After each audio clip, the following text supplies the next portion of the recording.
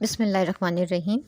آپ دیکھ رہے ہیں مہر اجالا اکیڈمی، اور آج ہم فرسٹ ایئر میں غزلیات کریں گے خواجہ حیدر علی آتش کی، اور اس میں 2 غزلیں تو ہم غزل نمبر 1 کریں گے۔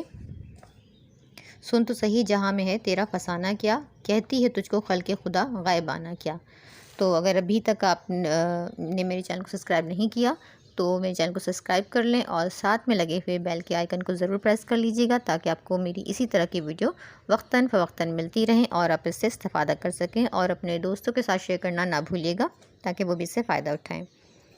تو آج ہم اس کے خواجہ حیدر علی آتش کی جو غزل ہے اس کے پہلے مشکل الفاظ کا دیکھ لیتے ہیں، پھر اس کے بعد ہم اس کی تشریحات کریں گے۔ تو ان کی غزل میں ہے خلق خدا کا مطلب ہے لوگ، غائبانہ غیر موجودگی میں۔ زربکف کہتے ہیں صنعت حسن تعلیل ہے، اپنے ہاتھ میں سونا لیے ہوئے۔ قارون کہتے ہیں ایک نہایت ہی امیر شخص جس کے خزانے کے 40 گھر تھے۔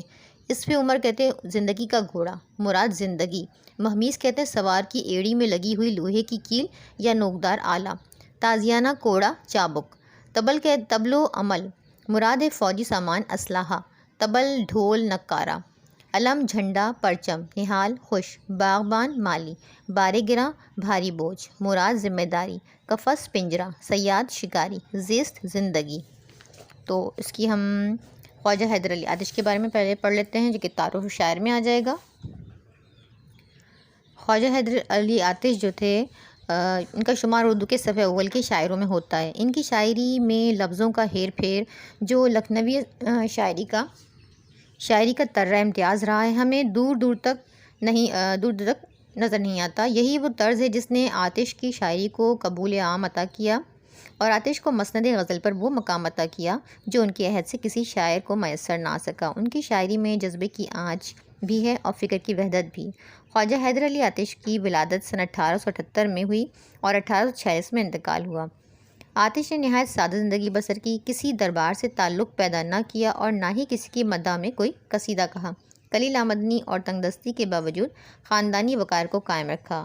آپ مصفی کے شاگرد تھے۔ بقول آقائے اردو محمد حسین آزاد انہوں نے اس طرح شعر کہے ہیں جیسے کوئی باتیں کرتا ہے۔ اور اس کے بعد حوالے شاعر کے بعد جو ہے تعارف شاعر ہے۔ اب آپ نے تشریحات میں اسی طرح آپ نے حوالہ دینا ہے کہ شاعر کا نام لکھنا ہے کہ ہماری درسی کتاب سے لی گئی ہے، اور پھر شاعر جن کا یہ شعر ہے آپ وہ بتائیں گے، اور پھر شعر نمبر 1 کہ سن تو صحیح جہاں میں ہے تیرا فسانہ کیا، کہتی ہے تجھ کو خلق خدا غائبانہ کیا۔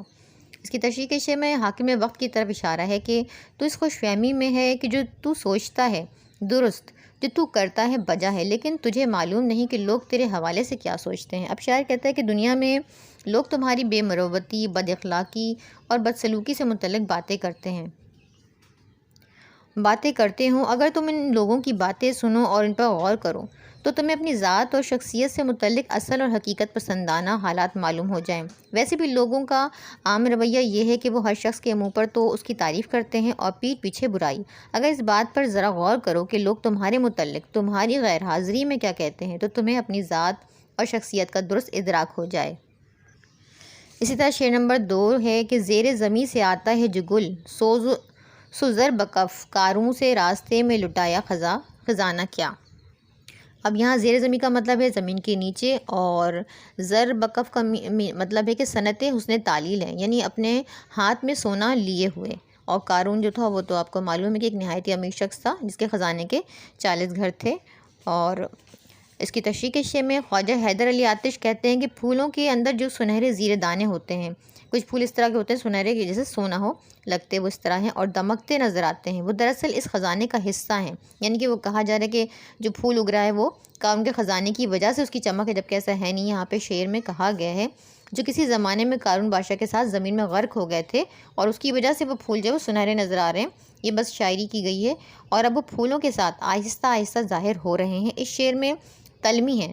قارون ایسا بادشاہ تھا جس کے پاس بہت بڑا خزانہ تھا جسے وہ قافلے کی صورت میں ساتھ لے کر چلتا تھا، اور خدا کے حکم سے وہ اپنے خزانے کے ساتھ ہی زمین میں دفن ہو گیا۔ بقول شاعر قارون اٹھا کے سر پہ ثنائے گنج لے چلا، دنیا سے کیا بخیل بجز رنج لے چلا۔ شعر نمبر 3 ہے اڑتا ہے شوق راحت منزل سے اس پہ عمر، مہمیز کہتے ہیں کسے اور تازیانہ کیا۔ اب اس پہ عمر کا مطلب ہے زندگی کا گھوڑا، مراد زندگی۔ مہمیز کہتے ہیں سوار کی ایڑی میں لگی ہوئی لوہے کی کیل یا نوکدار آلہ کہتے ہیں۔ تازیانہ کہتے ہیں کوڑا یا چابک کو۔ یا آپ الفاظ کی میننگ بھی لکھ سکتے ہیں۔ اس کے بعد آپ تشریح سٹارٹ کر دیں گے یہاں سے کہ تشریح کے شاعر نے شعر میں انسانی عمر کو ایک تیز رفتار گھوڑے سے تشبیہ دی ہے اور جو اپنی منزل آخرت کی طرف سرپٹ دوڑا چلا جا رہا ہے۔ ظاہر ہے کہ گھوڑے کو تیز دوڑانے کے لیے ایڑ لگائی جاتی ہے یا چابک مارا جاتا ہے، لیکن عمر کا جو گھوڑا ہے کوئی ایسا گھوڑا ہے اسے نہ ایڑ لگانے کی ضرورت ہوتی ہے اور نہ چابک رسید کرنا پڑتا ہے، بلکہ سفر کی مصیبتوں کے بعد منزل پر جو راحت ملتی ہے اسے راحت کے شوق اور جستجو میں وہ خود بخود دوڑا چلا جاتا ہے۔ شعر نمبر 4 ہے طبل و عمل ہے پاس نہ اپنے ہے ملک و مال، ہم سے خلاف ہو کے کرے گا زمانہ کیا۔ اب یہاں پہ طبل و عمل کا مطلب ہے کہ فوجی سامان یا اسلحہ۔ تشریح اس کی شاعر کہتے ہیں کہ ہمارے پاس شان و شوکت کی کوئی چیز نہیں ہے، کوئی نکارہ یا جھنڈا نہیں، اور نہ ہی ہمارے پاس حکومت و اقتدار اور مال و دولت کی فراوانی ہے۔ زمانے کی گردش ایسے ہی نقصان پہنچا سکتی ہے جس کے پاس کچھ ہو، اسلحہ اور فوجیں ہوں، مال و متاع ہو۔ ہمارے پاس چونکہ نہ ہی مال و دولت ہے اور نہ ہی اسلحہ اور فوجیں اور نہ ہی بادشاہت ہے یا دوسرا کوئی سامان ہے، اس لیے یہ بات ہماری سمجھ سے بالاتر ہے کہ زمانہ کیوں ہمارا مخالف و دشمن ہو گیا ہے، کس مفاد کی خاطر ہم سے دشمنی پر آمادہ ہے۔ ہم تو قناعت پسند انسان ہیں اور کسی قسم کے حرص و طمع نہیں رکھتے، لہٰذا دنیا کی مخالفت فضول و بے مقصد ہے۔ شعر نمبر 5 ہے کہ آتی ہے کس طرح سے میری قبض روح کو، دیکھو تو موت ڈھونڈ رہی ہے بہانہ کیا۔ شاعر یہاں موت کے بارے میں بتا رہے ہیں۔ شاعر کہتے ہیں کہ انسان جو اس دنیا میں آیا ہے اس نے جانا ضرور ہے، موت برحق ہے، ایک دن سب کو مرنا ہے، موت کا وقت مقرر ہے اور روح قبض کرنے کا کام اللہ تعالیٰ نے حضرت اسرائیل علیہ السلام کو سونپا ہے۔ جیسے باغ میں کھلنے والے پھولوں کو بہرحال خزاں کا سامنا کرنا پڑتا ہے، بالکل اسی طرح ہم سب کو موت کا سامنا کرنا پڑے گا۔ موت آتی ہے تو کوئی نہ کوئی بہانہ ساتھ لاتی ہے کہ فلاں ایک حادثے میں مر گیا، فلاں حرکت قلب بند ہونے سے مر گیا۔ شاعر کہتے ہیں کہ ہماری روح نکالنے کے لیے گویا موت کے لیے کون سا بہانہ ڈھونڈ رہی ہے، یعنی دیکھتے ہیں کہ ہماری موت کا سبب کیا بنتا ہے۔ تو یہاں پہ لاسٹ میں انہوں نے کہا ہے کہ دیکھو تو موت ڈھونڈ رہی ہے بہانہ کیا۔ شعر نمبر 6 ہے یوں مدعی حسد سے نہ دے داد تو نہ دے آتش غزل یہ تو نے کہی عاشقانہ کیا۔ تو اس کی تشریح ہے کہ اپنے کلام کے بلند معیار کا اظہار کرتے ہوئے کہتے ہیں کہ زبان، مضمون اور فن کے اعتبار سے میری غزل نہایت بلند پایا ہے اور عاشقانہ ہے، جس پر ہر اس شخص کو لازماً داد دینا پڑے گی جو اعلیٰ ذوق سلیم کا مالک ہے۔ آتش مدعی کو طنز کا نشانہ بناتے ہوئے فرما رہے ہیں کہ اب اگر حریف حسد سے اس کی داد نہ دے تو دوسری بات ہے، مگر تمہاری یہ عاشقانہ غزل لاجواب ہے، بہت خوب ہے۔ فیض احمد فیض ان کی شاعری کے بارے میں فرماتے ہیں کہ اے آتش، تم نے نہایت پاکیزہ اور بلند مضامین کی بہت بڑھیا غزل کہی ہے۔ بقول شاعر بندش الفاظ جڑنے سے نگوں کی کم نہیں، شاعری بھی کام ہے آتش مرصع ساز کا۔ تو یہ ہماری تشریح کمپلیٹ ہو گئی ہے۔ آپ نے ویڈیو لاسٹ تک دیکھی، بہت شکریہ ویڈیو کو لاسٹ تک دیکھنے کا، اور کامنٹ سیکشن میں مجھے ضرور بتائیں آپ کو ویڈیو پسند آئی ہو تو ویڈیو کو لائک اور سبسکرائب ضرور کر لیں اور اپنے دوست احباب کے ساتھ